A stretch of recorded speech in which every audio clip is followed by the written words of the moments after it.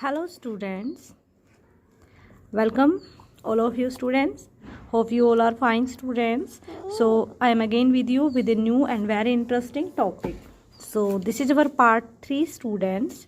This is class 11th physics thermodynamic. We are continuing chapter 12 or you can say unit 8. ठीक है. In our first and second part we are discussing, in our first part we are discussing some basic concepts about the thermodynamic. In our second part we are discussing about the work done, about the internal energy, about the heat, okay, and some basic concepts also we have to discuss. So अब जितने भी हमने basic concept पढ़े हैं, अब time आ गया है उनको हम यूज कैसे करेंगे. ठीक है बेटा. आपको होप सारा समझ में आ रहा है अच्छे से. तो आज आपको पता है जीरोथ लॉ हम ऑलरेडी डिस्कस कर चुके हैं. बेसिकली वो आपकी फोर्थ लॉ है, लेकिन वो सभी का बेसिक कंसेप्ट था. ठीक है. तो जीरोथ लॉ हमें क्या देता है? This law give the concept of temperature. ठीक है. अगर आपको पता करना है कोई भी सिस्टम थर्मल इक्विलिब्रियम में है या नहीं है, तो अगर दोनों सिस्टम का टेम्परेचर इक्वल है तो हम कहेंगे this is in thermal equilibrium, otherwise it is not in thermal equilibrium. तो आप ये कह सकते हो कि जो टेम्परेचर का कंसेप्ट कहीं ना कहीं से जीरोथ लॉ से आया है. चलिए अब बात करते हैं फर्स्ट लॉ ऑफ थर्मोडायनामिक की. सो बेटा it is the law of conservation of energy. सबसे पहले आपको क्या ध्यान रखना है? It is law of conservation of energy. कैसी लॉ है ये? कंजर्वेशन ऑफ एनर्जी की लॉ है. ठीक है. यानी कि टोटल एनर्जी क्या रहेगी? कंजर्वेशन ऑफ एनर्जी मतलब होता है बेटा टोटल एनर्जी रिमेन कांस्टेंट. तो हमने मान लीजिए एक सिस्टम कंसीडर कर लिया और इस सिस्टम ने क्या किया, यहाँ बाहर कोई एक्सटर्नल सोर्स था. ठीक है. और उससे इसने क्या ले ली? कुछ हीट ले ली. ठीक है. लेट ए सिस्टम, हमने कोई सिस्टम माना अपनी मर्जी से. सिस्टम मतलब हमने यहाँ पे गैस ही ली है. हमें पता है हम गैसेस के बारे में ही पढ़ रहे हैं. ठीक है. And it absorb Q heat. अब देखिए इसने बाहर से कुछ हीट ऑब्जॉर्व करी फ्रॉम एक्सटर्नल सोर्स. ठीक है. इसने क्या करी? बाहर से कुछ हीट एनर्जी ऑब्जॉर्व कर ली. तो अब आप देखिए वर्क डन किसने किया? काम किसने किया? सराउंडिंग ने किया या सिस्टम ने किया? सिस्टम के ऊपर काम हुआ है, सिस्टम ने खुद किया. सिस्टम ने खुद काम किया है तो हम वर्क को क्या लेंगे? पॉजिटिव, क्योंकि हीट ले रहा है, काम तो कुछ ना कुछ हो ही रहा है. तो work done bye the system on its surrounding. System ने काम किया सराउंडिंग पे, क्योंकि सिस्टम दिस इज बाउंड्री. ये क्या है? हमारी चारों तरफ की बाउंड्री. और जितना भी ये बाहर का स्पेस है, ये सारी नोटबुक से सब कुछ, ये क्या है? हमारा सराउंडिंग है. ठीक है. उसके बाद क्योंकि देखिए इसने कुछ ना कुछ लिया है बाहर से, तो इसके अंदर कुछ ना कुछ ऐड हुआ है, तो इंटरनल एनर्जी में भी चेंज आएगा, है ना. तो del U change in internal energy of the system. तो according to law of conservation of energy हम क्या कह सकते हैं? ये जो क्यू है वो किसके इक्वल हो जाएगा? जो टोटल एनर्जी इसने ऑब्जॉर्व की है वो इक्वल हो जाएगी जितना काम हुआ इस सिस्टम पे और जितनी एनर्जी में चेंज हुआ. ठीक है. देखिए इसको आप ऐसे समझिए. मान लीजिए इसने सिस्टम ने यहाँ से लिया 100 जूल एनर्जी. ठीक है. मान लीजिए इसने 100 जूल एनर्जी ली. ठीक है. और इसने जब ये इससे एनर्जी ली तो इसने कुछ ना कुछ काम किया, तभी तो ये इसको अपनी एनर्जी देगा. अब आपको किसी से कुछ लेके आना है तो कोई अपने आप तो कुछ देगा नहीं, आपको काम करना पड़ेगा. तभी तो आपने इस पर काम किया 80 जूल. ठीक है. और आपने 80 जूल काम किया और आपने 100 जूल इससे हीट ले ली. ठीक है. अब आपने इससे जब हीट ली तो मतलब आपने अपने काम में कुछ ऐड कर दिया समथिंग. वो कितना ऐड हो गया? 20 जूल. ये क्या है? वर्क किया आपने, ये आपकी एनर्जी में चेंज आ गया और ये टोटल हो गया. तो देखिए W प्लस यू यानी कि change in internal energy plus work is equal to total absorb of energy. ठीक है. और हमेशा बेटा एक इंटरनल क्वेश्चन है आपका यहाँ से बहुत important. It give definition of internal energy. आपसे अगर पूछा जाए पेपर में, ध्यान रखना है कि who give the definition of internal energy. Internal energy की डेफिनेशन हमें दी थी, कंसेप्ट हमें दिया था फर्स्ट लॉ ऑफ थर्मोडायनामिक ने. जीरोथ लॉ ने किसका दिया था? टेम्परेचर का. फर्स्ट लॉ ने किसका दिया है? इंटरनल. आप ऐसे भी याद रख सकते. देखिए फर्स्ट में देखिए ये फर्स्ट जैसा ही दिख रहा है, तो इंटरनल एनर्जी का किसने दिया था बेटा? First law of thermodynamic. अब बात करते हैं इसकी डेफिनेशन की. तो आपको समझ में आ गया law of conservation of energy पे बेस्ड है और इंटरनल एनर्जी का इसने कंसेप्ट दिया है. चलिए तो इसकी डेफिनेशन हम बात करेंगे. इसके स्टेटमेंट्स की डेफिनेशन क्या रहेगी बेटा? ठीक है. तो the energy entering the system, देखिए the energy entering the system, जो एनर्जी एंटर कर रही है सिस्टम में, entering the system, Q energy ने एंटर करी था सिस्टम के अंदर, कितनी एनर्जी गई थी Q, the energy entering the system in form of heat, heat की फॉर्म में गई है ना energy, in form of heat, ठीक है। The energy entering the system in form of heat, वो किसके इक्वल हो जाएगी, sum of increase in internal energy, ठीक है, यानी कि डेल यू प्लस में क्या हो जाएगा, energy leaving the system, plus में क्या हो जाएगा, एनर्जी लिविंग, जब इसने कुछ काम किया तो कुछ ना कुछ इसकी एनर्जी लूज भी तो हुई है, living the system in form of work done, इसी को डिफाइन करना है बेटा, ठीक है, इन फॉर्म ऑफ वर्क डन, ठीक है, by the system on its surrounding, ठीक है, work done bye the system on its surrounding. तो क्या कह रहा है, जो एनर्जी एंटर हुई है सिस्टम के अंदर, किस फॉर्म में, हीट की फॉर्म, वो किसके इक्वल हो जाएगी, sum of increase in internal energy plus में energy leaving the system in form of work, ठीक है, by the system on the surrounding, ठीक है। तो Q और W ये आपको पता है, जो हमारा Q है एनर्जी है, हीट एनर्जी है, और W ये दोनों पॉजिटिव भी हो सकते हैं, नेगेटिव भी हो सकते हैं, और जीरो भी हो सकते हैं, हमेशा ध्यान रखिए, ये क्या हो सकते हैं, पॉजिटिव, नेगेटिव, जीरो, ठीक है। और तो अगर ये पॉजिटिव, नेगेटिव, जीरो हो सकती हैं, तो डेल यू भी हमारा क्या हो सकता है, पॉजिटिव, नेगेटिव या जीरो, तो तीनों में पॉजिटिव, नेगेटिव, जीरो हो सकते हैं, ठीक है। तो अब यहाँ से हमारा क्या निकलता है, यहाँ से हम कह सकते हैं कि हम यहाँ से डेल यू की वैल्यू भी निकाल सकते हैं, तो डेल यू यहाँ से हमारा क्या हो जाएगा, del U change in internal energy is equal to Q minus W.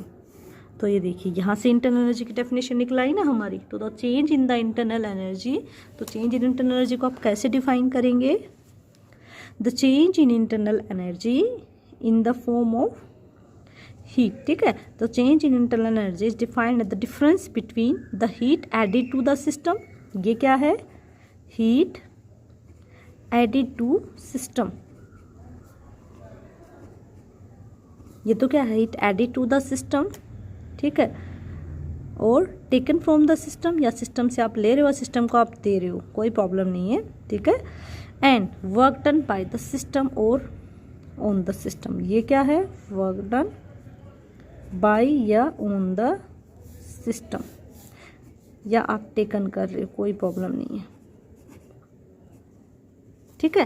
तो ये आपका क्या हो गया बेटा, इंटरनल एनर्जी का कंसेप्ट आ गया। क्या होती है internal energy, this is equal to the heat added और taken to the system minus the work done by और on the system. By the system करेंगे तो पॉजिटिव वर्क डन ले लेंगे, ऑन द सिस्टम करेंगे तो नेगेटिव ले लेंगे, ठीक है। एक और फॉर्म होती है हमारी फर्स्ट लॉ ऑफ थर्मोडायनामिक की, वो भी मैं आपको साथ साथ बता देती हूँ, अनदर फॉर्म, ठीक है, अनदर एक और फॉर्म होती है फर्स्ट लॉ ऑफ थर्मोडायनामिक की। मान लीजिए आपने D Q small amount of heat आपने एक सिस्टम में ऐड कर दी, ठीक है। सपोज आपने क्या करा, डी क्यू हीट है वो एक सिस्टम में ऐड कर दी, ठीक है, और डी डब्ल्यू यानी कि स्मॉल अमाउंट ऑफ वर्क आपने डन कर दिया, छोटा सा काम किया हीट ऐड करने के लिए, और आपको पता है कि चेंज इन इंटरनल एनर्जी होगा, ठीक है। तो आप इसको यहाँ से क्या लिख सकते हैं, तो D Q is equal to D U plus D W, और वर्क डन का फॉर्मूला क्या होता है, D U plus P into D V, ठीक है। और यहाँ से हमारा इंटरनल एनर्जी का एक और नया फॉर्मूला आ गया, क्या, डी यू, एक तो ये बन गई अपनी डेफिनेशन, और यहाँ से हम डी को क्या लिख सकते हैं, यहाँ से हम इसको लिख सकते हैं D Q minus P D V, ठीक है। तो आपको दो फॉर्मूले मिले हैं, क्लियर। तो एक तो आपका क्या फॉर्मूला है, ये D U change in internal energy is equal to heat given to the system minus work done, ठीक है, बात वही है, सेम टू सेम। तो आपको ऐसे याद रखना है, हीट अब्जॉर्ब और taken by the system is equal to, मतलब ये बेसिकली एक तरीके का आप देख सकते हो कि ये लो अगर हम बात करें तो इतनी ज़्यादा, मतलब सेकंड लो ज़्यादा बेटर है इससे, क्योंकि ये लॉ पता क्या कह रही है बेसिकली, ये लॉ ये कह रही है कि आपने किसी को अगर मान लो 100% एनर्जी दे दी तो उसने 100% काम कर दिया। This is not possible. 100% कभी भी कोई भी चीज़ पॉसिबल नहीं होती, ठीक है। बाद में ये लॉ इतना बेसिकली मतलब एक्सप्लेनेशन कम ही दे पाई थी, क्योंकि ये लॉ पता क्या कह रही है कि टोटल वर्क डन हो रहा है, टोटली कभी भी काम नहीं हो सकता, ठीक है। क्लियर। तो थर्मोडायनेमिक में क्या होता है, इंटरनल एनर्जी में चेंज होता है, नोट द इंटरनल एनर्जी। देखिए एक बात हमेशा याद रखिए कि थर्मोडायनामिक में जो चेंज होता है ना वो इंटरनल एनर्जी में होता है, ठीक है। सिस्टम कभी भी सिस्टम में चेंज नहीं आएगा, ठीक है। और जो इंटरनल एनर्जी है ना आपकी जो चेंज हो रही है वो डिपेंड करती है कि सिस्टम की इनिशियल स्टेट क्या थी और सिस्टम की फाइनल स्टेट क्या थी, पाथ पे डिपेंड नहीं करेगी, ठीक है। अगर मान लीजिए आपके पास आइसोलेटेड सिस्टम है, सपोज करिए मेरे पास आइसोलेटेड सिस्टम है, अगर आइसोलेटेड सिस्टम है, ठीक है, मान लेते इफ़ आइसोलेटेड सिस्टम है, तो आपको ये पता है जो आइसोलेटेड सिस्टम होगा उसमें ना तो हीट चेंज होगी, ना ही हीट हम दे सकते हैं, ना ही हीट हम ले सकते हैं। इट मीन्स क्यू क्या हो जाएगा, जीरो। क्यू जीरो तो वर्क भी जीरो, क्योंकि काम भी नहीं होगा, ठीक है। तो इंटरनल एनर्जी भी क्या हो जाएगी, जीरो। तो हमेशा याद रखना आइसोलेटेड सिस्टम के लिए हमारी इंटरनल एनर्जी क्या रहेगी, जीरो रहेगी। चेंज इन इंटरनल, देखो इंटरनल एनर्जी को हमेशा चेंज में पढ़ेंगे, ठीक है। चेंज इन इंटरनल एनर्जी क्या हो जाएगी आपकी, जीरो। क्लियर। अब हम पढ़ते हैं थर्मोडायनामिक प्रोसेस के बारे में। क्या पढ़ेंगे, थर्मोडायनामिक प्रोसेस के बारे में पढ़ते हैं। तो थर्मोडायनामिक प्रोसेस क्या होती हैं बेटा, any process in which the thermodynamic variable of thermodynamic system change, ठीक है। वो प्रोसेस जिसमें हमारे थर्मोडायनामिक वेरिएबल्स क्या होते हैं, चेंज होती हैं। थर्मोडायनामिक वेरिएबल्स हमारे कौन कौन से हैं, प्रेशर, वॉल्यूम, टेम्परेचर, ये सब क्या होते हैं हमारे, चेंज होती हैं बेटा, ठीक है, ठीक है। तो इन्हीं को हम पढ़ेंगे कि जैसे प्रेशर वॉल्यूम चेंज हो जाए, टेम्परेचर चेंज ना हो, टेम्परेचर चेंज हो जाए, वॉल्यूम चेंज ना हो, इस तरीके की 4 प्रोसेस है हमारी, वो पढ़ेंगे हम, ठीक है, ठीक है। इससे पहले हम इसी को बेस्ड एक हमारी क्वासीस्टैटिक प्रोसेस, चलिए उसको करते हैं पहले। देखिए एक बार आप रिवीजन कर लीजिएगा। देखिए इस तरीके से हमने किया है,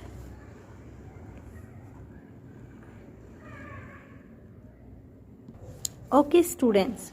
तो अब हम पढ़ते हैं थर्मोडायनामिक प्रोसेसेस के बारे में, ठीक है। तो any process in which thermodynamic variables like pressure, volume, temperature, internal energy of a thermodynamic system change, अगर इनमें चेंज आता है तो हम क्या कहेंगे कि this is A thermodynamic process, ठीक है। इनमें से किसी भी वेरिएबल में, अगर मान लो प्रेशर, वॉल्यूम में, टेम्परेचर में चेंज तीनों में चेंज आ सकता है, किसी एक में भी चेंज आ सकता है, या सिर्फ हो सकता है वॉल्यूम में चेंज आ जाए, तो इन्हीं के बिहाफ पे हम इसको 4 पार्ट्स में डिवाइड करते हैं, ठीक है। और एक क्वासीस्टैटिक प्रोसेस भी है जिसको हम पढ़ लेते हैं, छोटा सा टॉपिक है। क्वासीस्टैटिक प्रोसेस मतलब इसमें बेसिकली कोई चेंज नहीं होता है, a process in which system departs only infinitely small from equilibrium state, जिसमें सिस्टम में बिल्कुल माइनर सा चेंज आता है, बेसिकली स्टैटिक फॉर्म में ही रहती है, यानी कि pressure, volume, temperature is change is very small, इनमें काफ़ी स्मॉल चेंज होता है, ठीक है। तो क्वासीस्टैटिक प्रोसेस यही थी हमारी। अब मेन जो हमारा फर्स्ट प्रोसेस है, this is isothermal process. Isothermal process ये आपका काफ़ी इम्पोर्टेंट प्रोसेस है, इसको आप बहुत अच्छे से समझेंगे, ठीक है। आइसोथर्मल प्रोसेस, ठीक है। देखो आइसो मीन्स होता है बेटा सेम, आइसो का मतलब क्या होता है, सेम, ठीक है। तो इस प्रोसेस में क्या होता है, मैं फर्स्ट में आपकी डेफिनेशन लिख देती हूँ, बाकी जो अपने 3 प्रोसेस रहेंगी उनमें आपका सेम कंसेप्ट चलेगा, ठीक है। चलिए तो देखिए बेटा आइसोथर्मल प्रोसेस क्या हुई, देखो आपको नाम से ही क्लियर हो रहा होगा। आइसो मीन्स सेम, थर्मल मतलब हम टेम्परेचर की बात करते हैं, यानी कि इसमें जिसमें क्या सेम रहेगा आपका, टेम्परेचर सेम रहेगा, जिसमें क्या सेम रहेगा आपका, टेम्परेचर। अगर टेम्परेचर सेम रहेगा तो कौन चेंज होंगे, pressure, volume. So, a process in which pressure and volume of system changes, system मतलब हम गैस की बात कर रहे हैं, ठीक है। changes, प्रेशर, वॉल्यूम तो क्या होंगे, चेंजेज होंगे, चेंज होंगे एट कांस्टेंट प्रेशर, टेम्परेचर, ठीक है। टेम्परेचर क्या रहेगा आपका, कांस्टेंट। तो दिस प्रोसेस इज कॉल्ड, ठीक है, this process is called isothermal process. जैसे नाम से ही आपको क्लियर करवा दिया है मैंने, जिसमें टेम्परेचर क्या रहेगा, कांस्टेंट रहेगा, यानी कि चेंज इन टेम्परेचर इज 0। ठीक है, समझ गए। तो देखिए इसमें होता क्या है, कैसे ये काम करता है। सपोज कीजिए आपने एक सिस्टम ले लिया, ठीक है, और ये हमने पिस्टन लिया इसके ऊपर ऐसे इस तरीके से, ठीक है, और हमने क्या भर दी इसके अंदर, गैस भर दी। और ये वॉल हमें कैसे लेनी है, कंडक्टिंग वॉल्स लेनी है। ठीक है, तो आइसोथर्मल प्रोसेस का पूरा कंसेप्ट आपको साथ साथ क्लियर कर देती हूँ। सपोज करिए आपने एक सिलेंडर लिया, ठीक है, उसकी वॉल कैसी है, चारों तरफ की कंडक्टिंग वॉल है। कंडक्टिंग वॉल का मतलब होता है इसमें एनर्जी अंदर से बाहर जा सकती है। कंडक्टिंग वॉल्स का मतलब होता है कि इसमें जो हीट है वो अंदर बाहर जा सकती है। ठीक है, और एक पिस्टन लिया है, दिस इज कॉल्ड पिस्टन। ये क्या है, आपका पिस्टन है बेटा। ठीक है, तो जब आप गैस को कंप्रेस करोगे, गैस को जब हम क्या करेंगे कंप्रेस, तो heat is produced and temperature increase. देखिए ये केस समझिए आप, व्हेन गैस कंप्रेस्ड, जब आप गैस को क्या करेंगे कंप्रेस्ड करें, तो हीट क्या होगी, आपकी हीट प्रोड्यूस होगी। और अगर हीट प्रोड्यूस होगी तो टेम्परेचर क्या हो जाएगा, इंक्रीज हो जाएगा। ठीक है, इन सेकंड केस में हम क्या कर सकते हैं, गैस को कंप्रेस ना करें और गैस क्या हो जाए, एक्सपेंड। अगर गैस एक्सपेंड होगी, ठीक है, तो वर्क कौन करेगा, गैस करेगा। ठीक है, यहाँ पे वर्क कौन कर रहा है, हम work done on the system की बात कर रहे हैं, सिस्टम पे काम कर रहे हैं। गैस एक्सपेंड होगी तो गैस खुद ही काम कर रही है, तो work done by the gas. ठीक है, तो गैस खुद काम कर रही है तो क्या करेगी, गैस खुद काम करेगी तो कुछ हीट ये क्या करेगी, अब्जॉर्ब करेगी। ठीक है, हीट अब्जॉर्ब करेगी तो टेम्परेचर क्या हो जाएगा हमारा, डिक्रीज। ठीक है, तो there should be free exchange of heat between the surrounding in the system. यानी कि एक बात आपको क्लियर होनी चाहिए कि आइसोथर्मल में हमारा हीट क्या होगा, फ्रीली एक्सचेंज होगा, कोई प्रॉब्लम नहीं आएगी। ठीक है, हीट क्या रहेगी, फ्रीली, क्योंकि देखिए आप हीट को ऑब्जॉर्ब कर रहे हैं। अगर हम हीट को ऑब्जॉर्ब कर रहे हैं तो टेम्परेचर डिक्रीज हो रहा है, हीट को गेन कर रहे हैं तो क्या हो रहा है, टेम्परेचर इंक्रीज, मतलब ओवरऑल टेम्परेचर में कोई चेंज नहीं आ रहा है। ठीक है, तो देखिए हमारी कंडीशन क्या क्या है। अगर हम कहें कि आइसोथर्मल प्रोसेस की क्या क्या कंडीशन, आप कब कहेंगे कि this is a isothermal process, कब किसी को आइसोथर्मल प्रोसेस बोलेंगे, तो there should be free exchange of heat. क्या होना चाहिए, फ्री एक्सचेंज ऑफ हीट होना चाहिए, हीट आराम से एक्सचेंज होनी चाहिए between the system and the surrounding, between system and surrounding और सिस्टम के बीच में फ्रीली ईजिली हीट आपकी एक्सचेंज होनी चाहिए। All wall of the container, जितने भी वॉल हैं वो सब क्या होने चाहिए, कंडक्टिंग वॉल होनी चाहिए। ध्यान रखिए जो कंडीशन है, सारी वॉल कंडक्टिंग होनी चाहिए, फ्रीली एक्सचेंज होना चाहिए, और सिस्टम शुड बी कंप्रेस्ड। ठीक है, सिस्टम कैसा होना चाहिए, कंप्रेस्ड। हमें ये वाला सिस्टम लेना है, सिस्टम शुड बी कंप्रेस्ड। ठीक है, वेरी स्लोली और एक्सपेंड, या आप उसको कंप्रेस करें या उसको एक्सपेंड करें, धीरे धीरे करना है आपको। कंप्रेस और एक्सपेंड कैसे करना है, वेरी स्लोली, धीरे धीरे करना है, फास्ट नहीं करना है, सो दैट ये काफ़ी टाइम ले एक दूसरे को एक्सचेंज करने में। और बेटा एक बात हमेशा ध्यान रखिए, अगर ये प्रैक्टिकल लाइफ में this is not possible, theoretically concept है। ठीक है, रियल में कोई भी प्रोसेस परफेक्टली आइसोथर्मल नहीं होती है। तो एक बार दोबारा से देखिए, आइसोथर्मल प्रोसेस होती है जिसमें टेम्परेचर आपका कांस्टेंट रहेगा, that is no change in the temperature.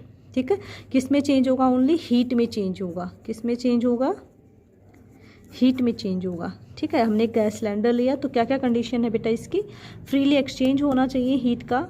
ठीक है, काफ़ी स्लोली ये प्रोसेस होनी चाहिए, और कंडक्टिंग वॉल्स होनी चाहिए। अगर गैस को आप कंप्रेस करते हो, यानी कि आप ऐसे इसको दबाओगे तो गैस कंप्रेस हो जाएगी, सिकुड़ जाएगी, तो वर्क डन ऑन, हमने सिस्टम पे काम किया ना इस पर। ठीक है, तो इसको क्या लेंगे, नेगेटिव। ठीक है, और जब गैस खुद काम करेगी तो वर्क डन को क्या लेंगे हम, पॉजिटिव। गैस एक्सपेंड होगी तो गैस खुद ही काम कर रही है, ऊपर उठ जाए तो हीट को क्या कर रही है, अगर ये गैस एक्सपेंड हो रही है तो एक्सपेंड होने के लिए इसने कुछ हीट अब्जॉर्ब करनी पड़ेगी। ठीक है, तो ये था आपका isothermal process. In our next part we are discussing some other process also. ठीक है, like adiabatic process, isochoric process, isobaric process, वो भी हम डिस्कस करेंगे। ठीक है बेटा, so thank you so much student, have a nice day. Take care. Hope this is very helpful for you. You can see it again. आज जो हमने डिस्कस किया है. ओके. सो अगले हम डिस्कस करेंगे. हम डिस्कस करेंगे बेटा एडियाबैटिक प्रोसेस. ठीक है, एडियाबैटिक प्रोसेस हम डिस्कस करेंगे इन अवर नेक्स्ट पार्ट.